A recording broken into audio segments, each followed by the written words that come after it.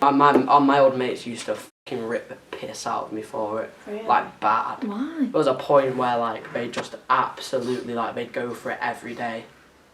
They used to just say, like, really, like, there's mean, and then there's, like... Past the line. Almost. It wasn't even, like, almost just bullying. like It was almost a bullying at some point. Like, they'd be like, sometimes we just wish cancer took you instead, or something like that. Like, just stuff like that. It would, like...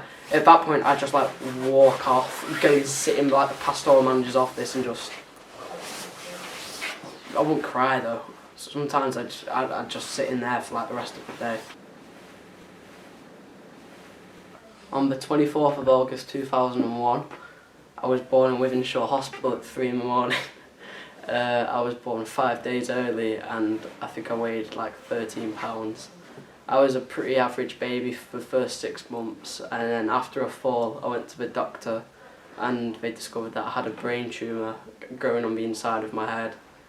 I was in hospital 5-6 days a week.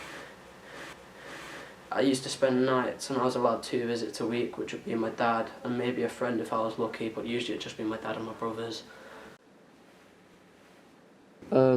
These are, well, they're my baby photos from I think from age around about 6 months, and then that one was, I think I was about 3 or 4 when that one was taken. I think as it got worse, my brother got a bit older, I think he started to get some recollection, and I know he started to feel like he was being left out a little bit, you know, like all the attention was on me at once, so yeah, I think he didn't quite grasp the concept of it at first. But like after people stopped paying him as much attention as he wanted, because the focus was on me, I think he started to understand like what was actually happening. It's sometimes hard to swallow because he can get a bit arsey about it. But I think, especially with my older brother, it made us closer today than we were back then. Because I never really saw him. I was always in and out of hospital, but. Yeah, I think it's made us closer now.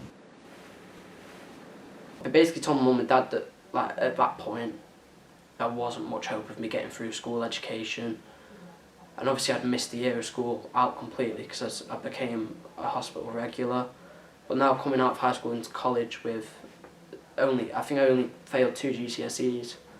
Like, that was quite a big thing for mum and dad. Once they let me go home for the weekend, which was quite a big thing, so we had a bit of a party, and on Saturday night I woke up with a temperature, you know, like usually get a temperature like 1 or 2 degrees above what you know.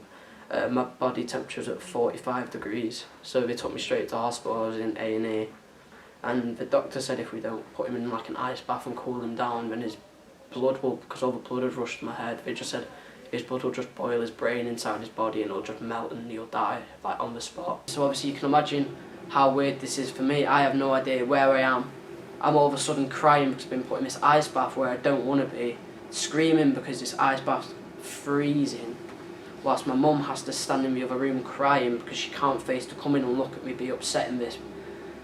And it's times like that that just make me realise how lucky I am to be here now, and how lucky I am to still have people around me that care about me, and people around me that, like, want to be with me and want to know more about me.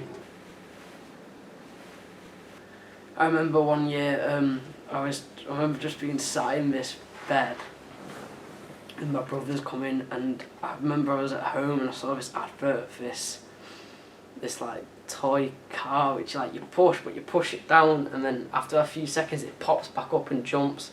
I thought it was like the fucking maddest thing in the world. I remember just being sat there and, like, from a few beds away, just watching this car roll past and jump up, and my brothers had, like, saved up their pocket money and they'd gone to go and buy it me from Toys R Us. Sorry, but like,